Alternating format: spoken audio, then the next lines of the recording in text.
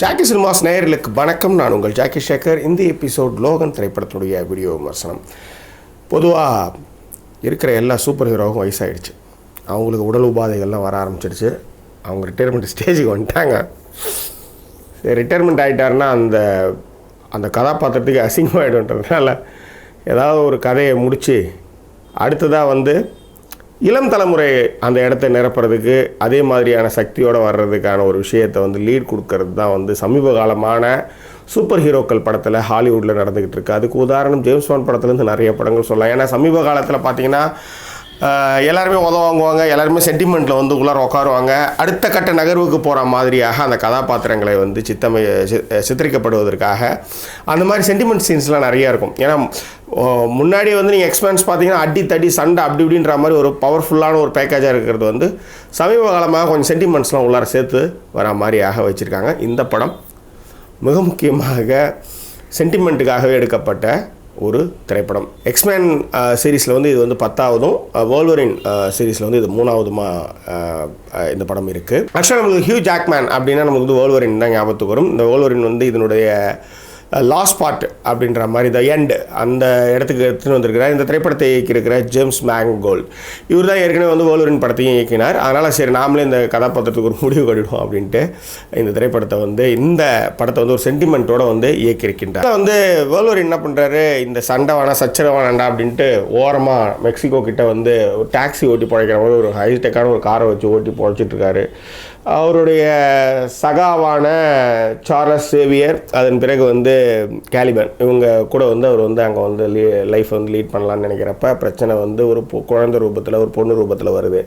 இப்படி ஓரமாக வண்டி ஓட்டிகிட்டு மீட்டர் போட்டு காசு பார்த்துட்டு இருக்கிறப்ப என்ன லோரா அப்படின்ற ஒரு பொண்ணை காப்பாற்ற வேண்டிய ஒரு சூழலுக்கு வோல்வரின், அதாவது நம்ம ஹியூ ஜாக்மேன் தள்ளப்படுறார்.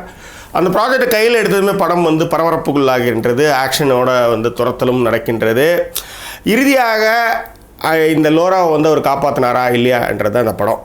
பட் பரபரப்பான ஆக்ஷன் காட்சிகளை எதிர்பார்த்து போனீங்கன்னா இந்த படம் அப்படியான ஆக்ஷன் காட்சிகளை கொடுக்காது. ஆனால் சென்டிமெண்ட் நிச்சயமாக இந்த படம் உங்களை அடுத்த கட்டத்துக்கு ஒரு அழைச்சி போகும்னு சொல்லுவேன். சென்டிமெண்ட்டை எப்படி சொல்கிறதுனா, ஒரு ஃபீல் குட்டான ஒரு அப்பா மகளுக்கான ஒரு சென்டிமெண்ட்டாக அதை ரொம்ப நம்ம உணர முடிகின்றது.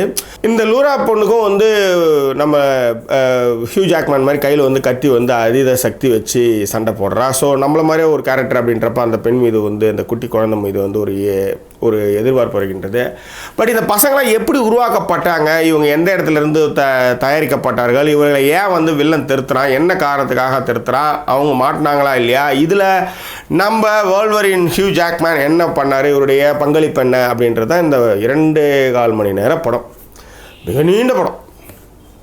அதில் நிறைய இடத்துல வோல்வரின் டயர்ட் ஆகிட்டார். அவருக்கு உடல் உபாதைகள்லாம் நிறைய இருக்குது. மனதளவில் உடலளவில் அவர் பாதிக்கப்பட்டார். அவர் டொய்யாயிட்டார் அப்படின்றத மாதிரி நிறைய காட்சிகளை இந்த படத்தில் புகுத்திருக்கிறாங்க.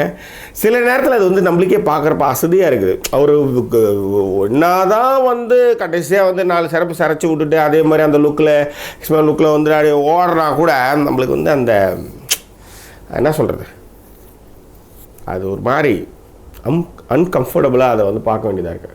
ஜான் மேத்திசன் இந்த திரைப்படத்தை ஒளிப்பதிவு கவனிச்சிருக்கிறாரு. எனக்கு அந்த ஒரு ஃபேமிலியில் போய் அட்டாச் ஆவாங்க. ஒரு குதிரையோடு போகிற வண்டியை இடித்து ஒரு ஆக்சிடென்ட் ஆகி அந்த ஃபேமிலியோடு போய் அட்டாச் ஆகிறப்ப நைட் எஃபெக்ட்லாம் அந்த வீட்டை சுற்றியும் அதனுடைய இன்டீரியர் எக்ஸ்டீரியர்லாம் ரொம்ப அற்புதமாக பண்ணியிருந்தாங்க. ஸோ அது ரொம்ப நல்லா இருந்தது. அதில் மார்க்கோ பெல்ட்ராமி இந்த திரைப்படத்திற்கு இசையமைச்சிருக்கிறாரு.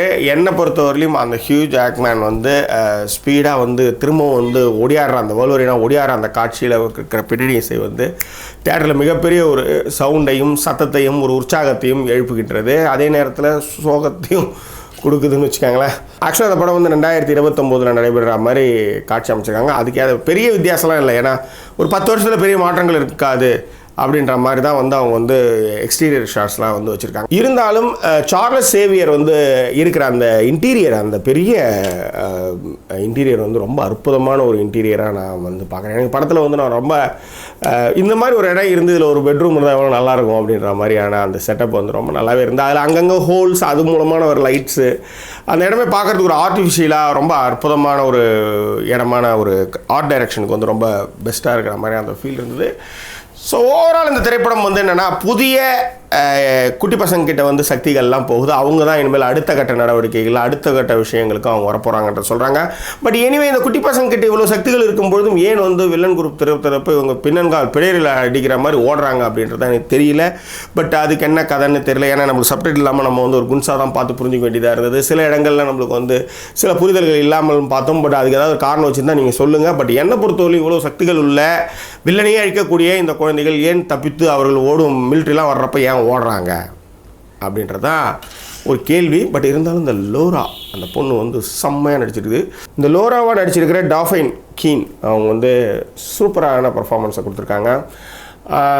ஹியூ ஜாக்மேன் வந்து கதறி அவர் வந்து தன்னுடைய இறுதியை நோக்கி போயிட்டுருக்கிறப்ப அந்த அழற சீனும் அந்த அந்த அந்த அந்த அந்த சென்டிமெண்ட் சீன் வந்து நிச்சயமாகவே வந்து ஹாலிவுட்காரங்க கொஞ்சம் கொரியா லெவலுக்கு சென்டிமெண்ட் இல்லாட்டாலும் ஏதோ ஒரு சென்டிமெண்ட் லெவலுக்கு வந்து எடுத்துகிட்டு வந்து ஷார்ட்ஸ் வைப்பாங்க அப்படின்றதுக்கு அந்த சீன் வந்து ஒரு உதாரணமாக நான் கருதுகிறேன். அதே மாதிரி அந்த சிலுவை குறியை வந்து அவங்க வந்து எக்ஸா வந்து மாற்றிட்டு போகிறப்பையும் வந்து தேட்டரில் பயங்கர கிளாப்ஸு. ஸோ எனிவே நீங்கள் எக்ஸ்மேன் சீரிஸ் பார்த்துருக்கிறவங்களுக்கு வோல்வரினை பிடிக்கிறவங்களுக்கு நிச்சயமாக இந்த படத்தை கண்டிப்பாக பார்க்கலாம். ஏன்னா ஹியூ ஜாக்மேன் 10 எபிசோடில் வந்து அவர் இந்த கேரக்டர் பண்ணியிருந்தாலும் கூட இதோட அது லாஸ்ட். அதுக்காக வேணும் நீங்கள் நிச்சயமாக இந்த திரைப்படத்தை பார்க்க வேண்டுமாய் கேட்டுக்கொள்கின்றேன். இந்த படம் வந்து ஒரு சுமாரான படம் தான். காமிக்ஸ் பார்த்தவங்களுக்கு இந்த சீரீஸை தொடர்ந்து பார்த்துக்கிட்டு வரவங்களுக்கு இட்ஸ் குட். இன்னொன்று இந்த படத்தோட மிகப்பெரிய அந்த காரோட போய் அந்த ட்ரெயின் ட்ராக்கில் அந்தாண்ட அடிச்சுட்டு போய் நிற்கிற அந்த ஷாட் வந்துடும். எனக்கு ரொம்ப பிடிச்ச ஒரு ஆக்ஷன் பிளாக்னு சொல்லுவேன். எனிவே உள்ளூர் சினிமாவிலிருந்து உலக சினிமா வரை திரைப்படத்துக்கு மதிப்பெண் திரைப்படத்திற்கு 5க்கு ஒரு 3 மதிப்பெண்கள் கொடுக்கலாம்.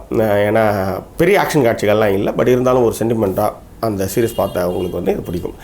ஓகே, உள்ளூர் சினிமாவிலிருந்து உலக சினிமா வரை இந்த தளத்தின் மூலமாக நான் உங்களை சந்திக்கிறேன். தொடர்ந்து நீங்கள் செய்ய வேண்டியதெல்லாம் அந்த தளத்தை சப்ஸ்கிரைப் பண்ணுங்கள், நண்பர்கிட்ட ஷேர் பண்ணுங்கள். இன்னும் வேறொரு எபிசோடில் உங்களை நான் சந்திக்கிறேன். நன்றி, வணக்கம். எக்ஸ்மேன் வரிசையில் வந்து இது வந்து 10வது படம். ஆக்சுவலாக வோல்வரின் அப்படின்னா வந்து நமக்கு வந்து ஹியூ ஜாக்மேன்.